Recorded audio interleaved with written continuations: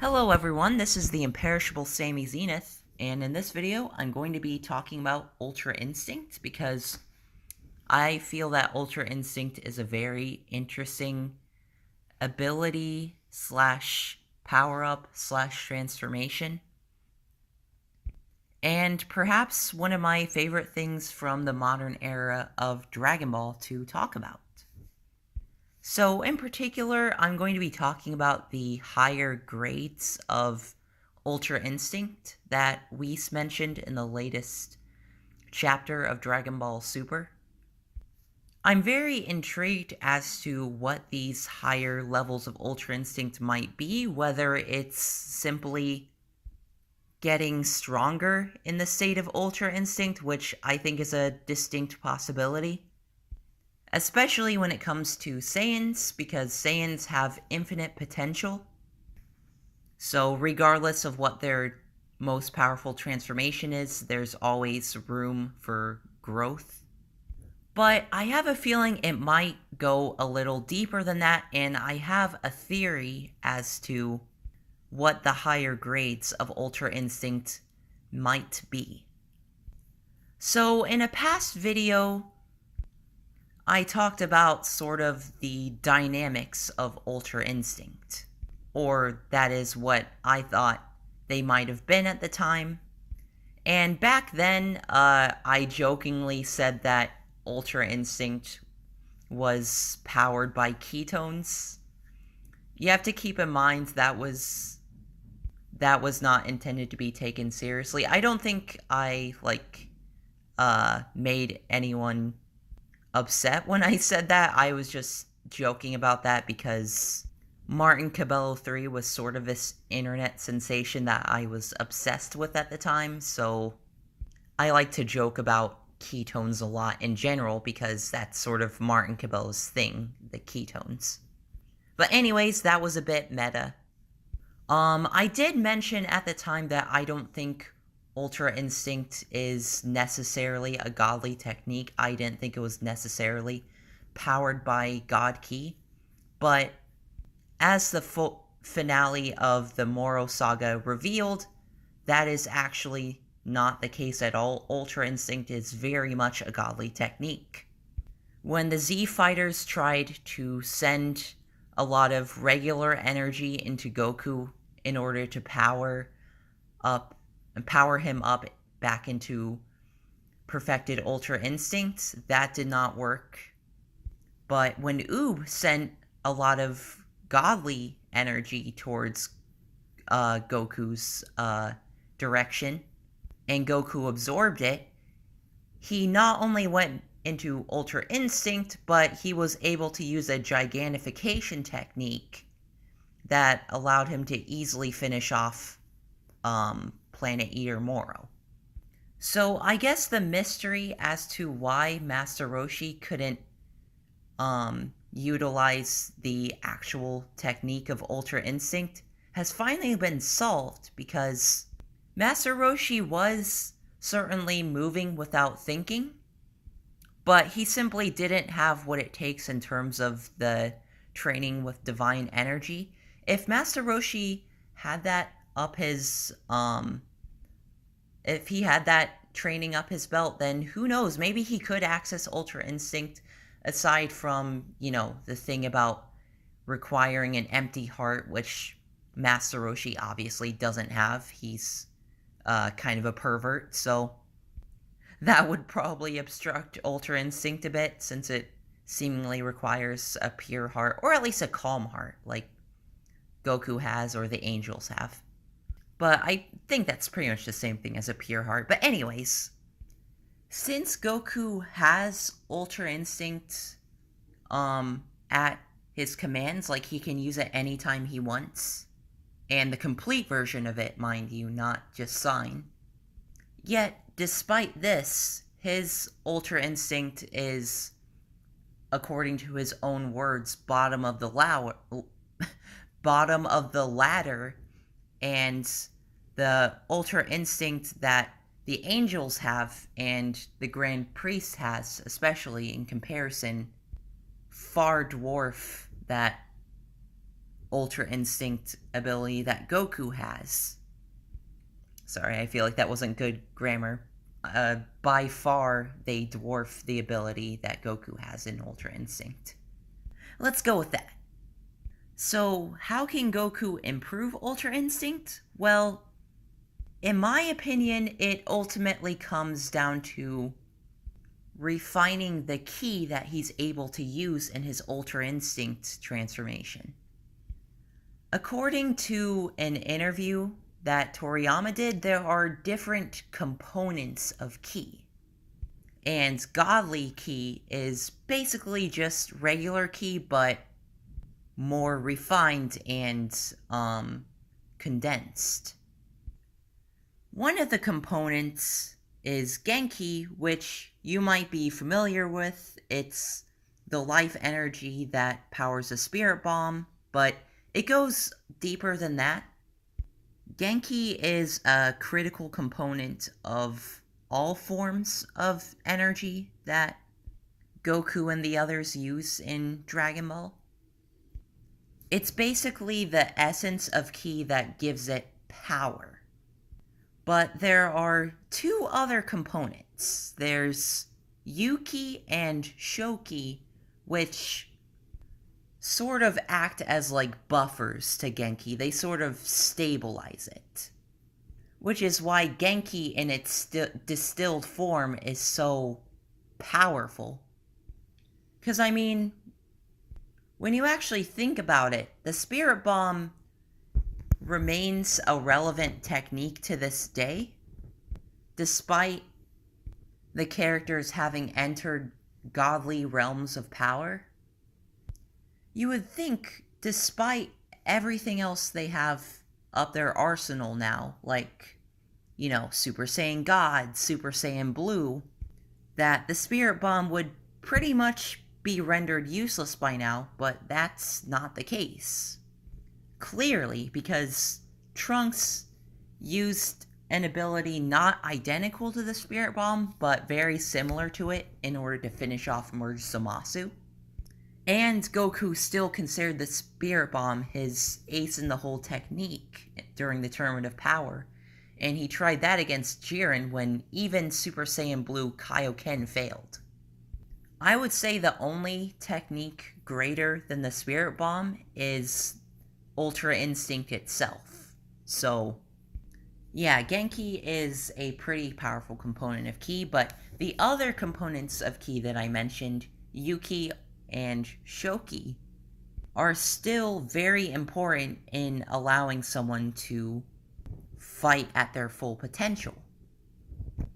Yuki essentially translates to bravery, and Shoki essentially translates to being in one's right mind. So let's think about how this might, let's think about how these, forms of ki might manifest into Ultra Instinct. In the case of Yuki, I think Goku is a very brave person in general. Generally, he's very confident in his own abilities, not too overconfident. Whis even said that Goku, like, drops his guard a lot. And he still does that to this very day. He hasn't fully learned his lesson. But despite this, I think Goku is a very brave person. That's why many people see him as a hero, just because of how positive Goku is always, and he's always hopeful that either he can get the job done or somebody else can. Such as Gohan or Vegeta or someone like that. Which rarely ever happens, but still. So I don't necessarily think that this is something that Goku struggles with, but he might still have room for improvement. Not as much so as other characters like, I don't know, Krillin, for instance, because, I mean, you know, in comparison to Goku, a lot of other characters act cowardly. Which is what I think makes Goku such a great protagonist in the first place. But anyways, Next, let's talk about Shoki. I don't think Shoki, as in being in one's right mind, is something that Goku has down at all. I mean, this is pretty much proven near the climax of the Moro saga when Goku offers Moro Senzu Bean, despite Moro pretty much being the embodiment of evil. Goku knows this the moment he met Moro. He knew this guy was pure evil. Like, he literally sensed thousands of lives crying in agony within Moro. That pretty much established from the get-go that Moro is not a good guy. He will never be a good guy. He's quite possibly the worst of the worst. So, I mentioned this in a previous video. Goku giving a Senzu Bean to Moro. I don't know if he was in his right mind when he did that, because from my perspective, and based on another YouTuber's speculation named Revolution, he came up with the theory that Ultra Instinct, at least Ultra Instinct Goku, does in fact have a weakness, and that appears in the form of Goku pretty much reverting back to his old ways, so to speak. Which would be, showing mercy to everyone despite how evil they are. Goku's learned this lesson in the past. He shouldn't have to learn it again, so maybe Ultra Instinct flips some sort of switch in Goku's mind that makes him a bit more impulsive and less rational. I still think that's a possibility, but who really knows? Nevertheless, I think the Shoki aspect of Ki is definitely an area that Goku needs to work on. And lastly, Genki. I know that Goku has no knowledge of the Spirit Bomb and Spirit Control, as in balance of mind, body, and spirit. But despite understanding these things, I don't think Goku necessarily would be as proficient at manipulating Genki as, say, an angelic being would be. Because, like I said earlier in the video, Genki is pretty much the facet of Ki that gives it power. It's pretty much vital energy, whereas I would say Yuki and Shoki are more so like mental barriers. I think Genki is a physical barrier, almost. In fact, I have a feeling that if my theory about the higher grades of Ultra Instinct being tied to the different parts of Ki, I have a feeling if my theory has some weight to it, then Genki will probably be the toughest hurdle to overcome, because Goku is simply nowhere near the Angel's level in terms of strength. Angels are not only immortal and no Ultra Instincts at birth, or at least that's what has been implied. Like Beerus said in the newest Dragon Ball Super chapter, that Whis is simply in the Ultra Instinct state all the time. Like, effortlessly. He doesn't need a transformation for it, like Saiyans seemingly do. So, I think considering that angels are immortal and just have Ultra Instinct innately, I don't know. I don't know if Goku will ever be as strong as Whis. Or the Grand Priest, let alone Whis. I just don't think it'll happen. Goku's only in his mid-40s. And Saiyans only live to be, like, I would assume like 200 years at best. So unless Goku like wishes for immortality or something, I don't know. I don't think Goku will ever be that strong. But I think just gradually fine-tuning Ultra Instinct in the other grades that I mentioned, the bravery aspect of Ultra Instinct and the sober-mindedness aspect of Ultra Instinct. By that, I mean, I don't mean sober as in, like, obviously Goku doesn't drink. I'm saying, like, right-mindedness, basically. Because I think Goku acts immature a lot. And even the bravery aspect of Ultra Instinct, even Goku gets surprised at times. Like, when Moro became, one with planet Earth, I don't know if you guys saw the cliffhanger for that chapter, but Goku was pretty surprised. Like, he was shocked. And even recently when he was training with Whis, before Whis KO'd him, he had this, like, surprise expression on his face. So, like, clearly Ultra Instinct doesn't cancel out emotions. It's caused by a shock to one's emotions, but it's still possible to emote while you're in Ultra Instinct. And not just Goku, even the angels seem perfectly capable of having a wide range of emotions despite being in Ultra Instinct all the time. I mean, angels are usually pretty level-headed, but, like, for example, Whis often gets excited about, like, food a lot, and I don't know if you remember the one time that he, stepped in, like, Dr. Slump poop, the pink poop that appears in Dr. Slump a lot.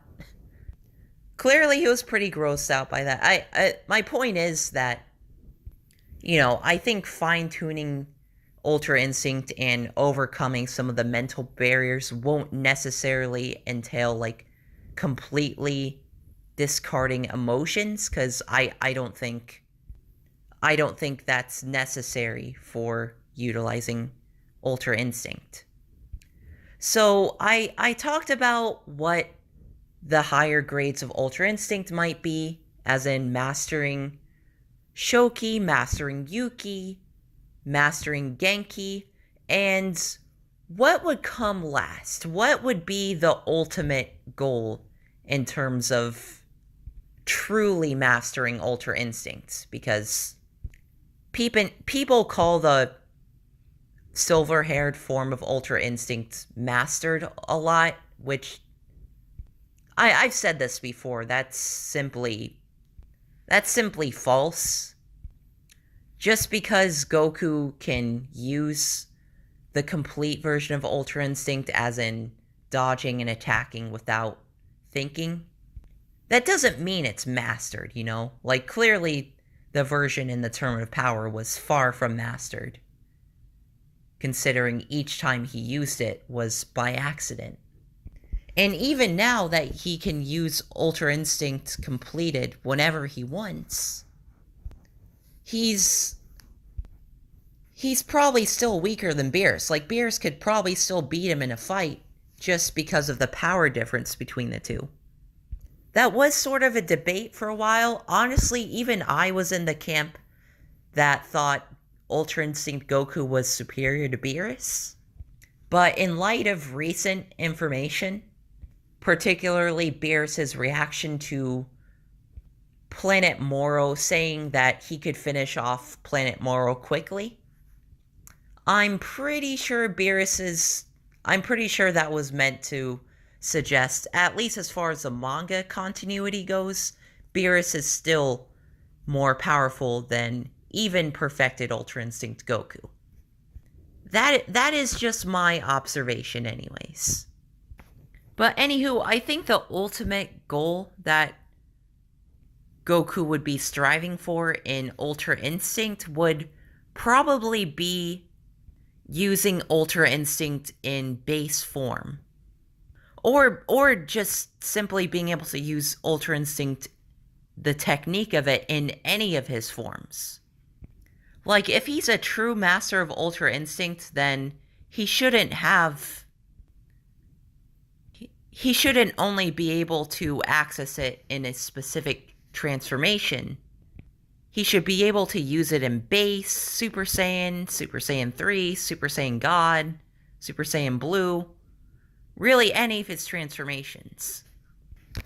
But in order to do this, I think Goku would have to find a way to use God Ki in base form, which he was apparently able to do in the Revival of Frieza movie, but I think that's since been retconned. I think that's been retconned to mean Goku was simply as strong as Battle of Gods Super Saiyan God Goku, just in his base form.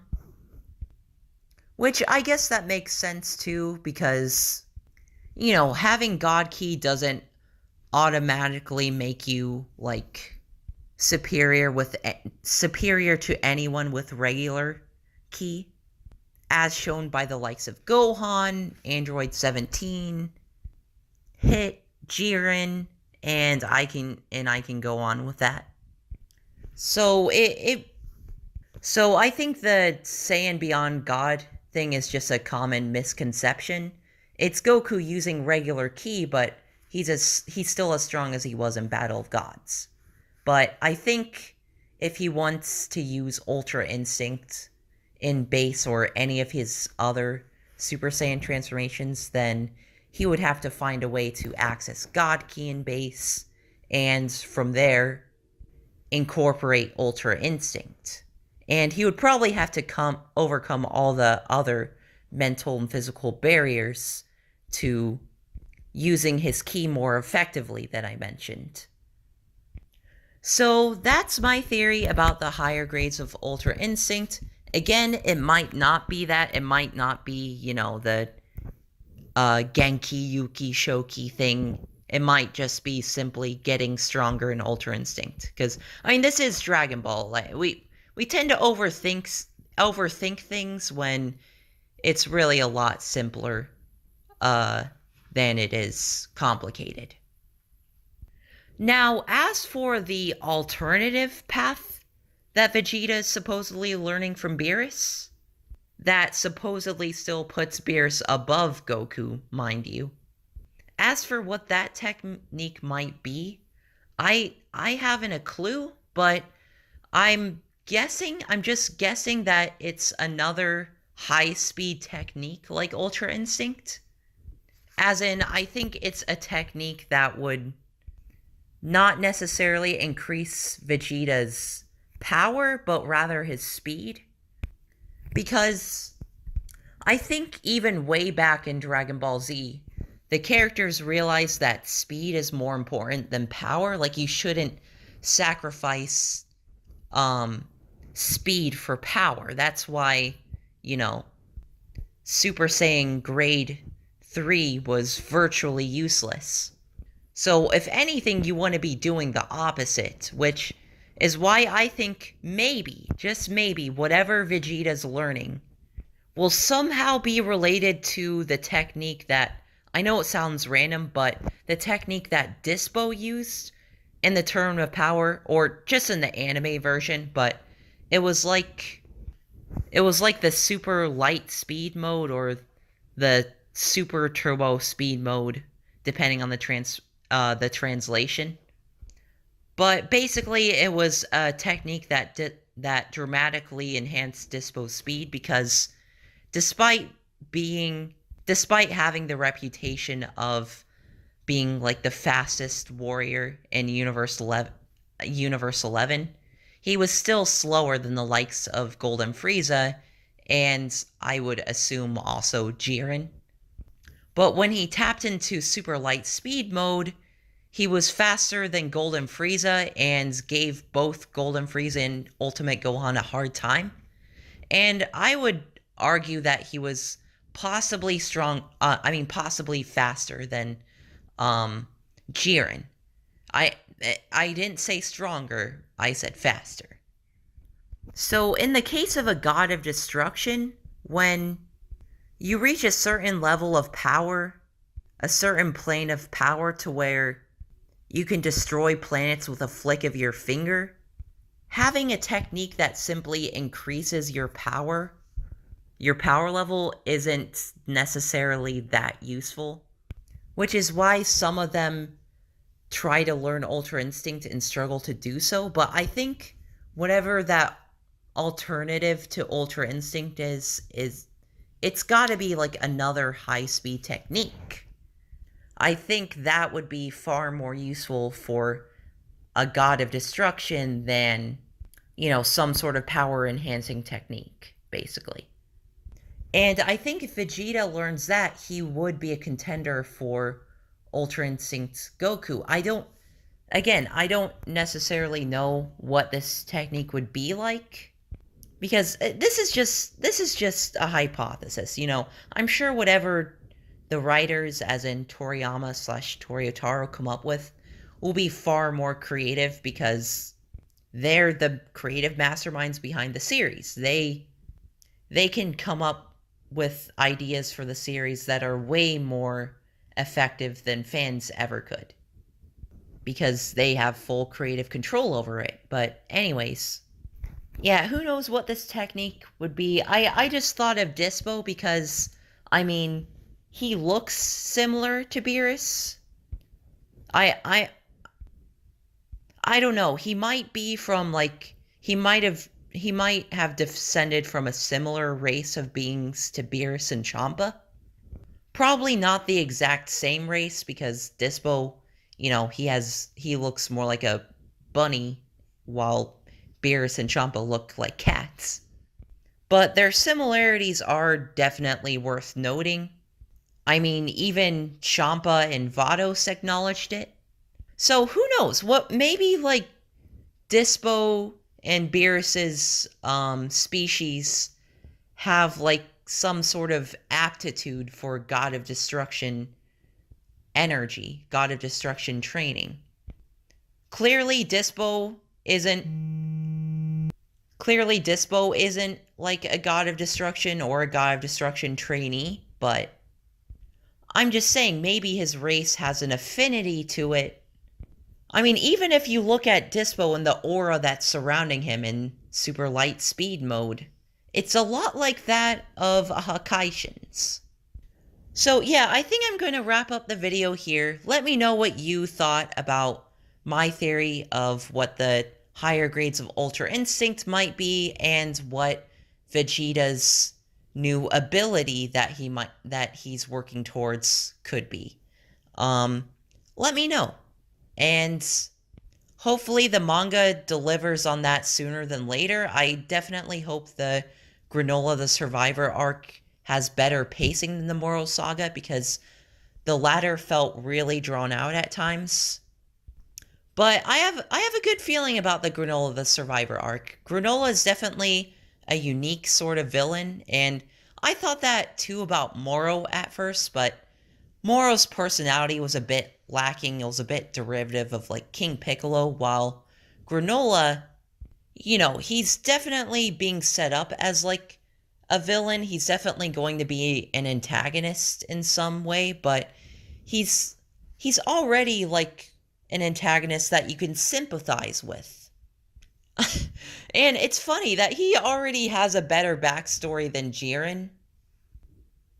Because if you think about it, Jiren also had a tragic backstory with all his friends and family dying. But Jiren's backstory was just a lot more unoriginal, and I think Granola, we feel more of a connection with him because we know that it was the Saiyans that terrorized him, and from the looks of it, it appears to be Bardock who invaded the planet of the Cerealians in the past. So that might come back to bite Goku, because if Granola by some chance knows what Bardock looks like in his humanoid form, then yeah, Granola's gonna be pissed at Goku. But anywho, Granola Saga is shaping up to be pretty good. Curious as to how he might surpass Ultra Instinct, because that seems to be what they're setting up. I don't know how he's going to pull that off, though, because he seems pretty weak. Like, I don't know if he's even stronger than, like, Saiyan Saga Goku at this point. So, I don't know. It's definitely interesting. And, again, let me know what your thoughts are in the comments. Also, guys, I'm still doing the end of video squad thing. That wasn't just a one-time thing. I want to do that in all my videos now. So if you have a comment that you want me to respond to in one of my videos, just leave the just drop the hashtag end of video squad. That would be really cool, and it lets me know that you guys are watching till the end of the video, because that is important to me. I think it's important to anyone who's a maker of YouTube videos that they want people to, you know, watch their videos all the way through. So just leave a comment with that hashtag, of course, and I'm going to be responding now to a comment that I've selected from the previous video that I did, which was the game pitch about a Pac-Man World Remastered Trilogy.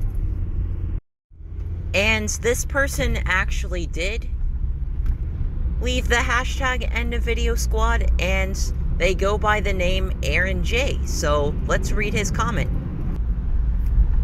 He says, I've actually never heard of the 3D Pac-Man games before, so I'll definitely check them out. I agree that Super Mario 3D All-Stars is way overpriced. You can get more modern games on the Switch, such as the complete BioShock collection, for cheaper than All-Stars. I actually did not know that the BioShock collection was on the Nintendo Switch. Maybe that's not what you meant to say, but if that's the case, I was not aware of that. That's actually really cool if it is. If BioShock is on Switch, I'll have to check that out sometime, because I've been meaning to try those games. I tried it a little bit on the PS4, like one of the older BioShock games, but I didn't get very far into it. I don't know, maybe I could give it like another try, I suppose. But yeah, as like you were saying, yeah, Super Mario 3D All-Stars, I don't know, I think, considering that they clearly didn't put that much effort into it, it shouldn't have been a $60 game. If anything, it should have been like maybe $30 to $40 at most. But it is what it is. I still ended up buying it, and I enjoyed it. I don't know, couldn't help but think, like, hey, wouldn't it have been better if they completely remade these games? But oh well. But yeah, I think if they make a Pac-Man World Remastered Trilogy, they should definitely, like, do full-fledged remakes of those games. I think they definitely deserve that sort of treatment. And yeah, definitely, if you can, give the Pac-Man World series a try. I do not think you'll regret it if you are into 3D platformers in general from that time period. But anyways, I'm gonna conclude the video here. Thank you all so much for watching, and subscribe for more videos. I would love to make more Dragon Ball related videos. I'm very passionate about Dragon Ball. It's just a shame that not many people watch these videos, especially the ones about Dragon Ball. because it's something I'm so passionate about. Not saying it's anyone's fault for not watching my videos. If anything, it's my fault.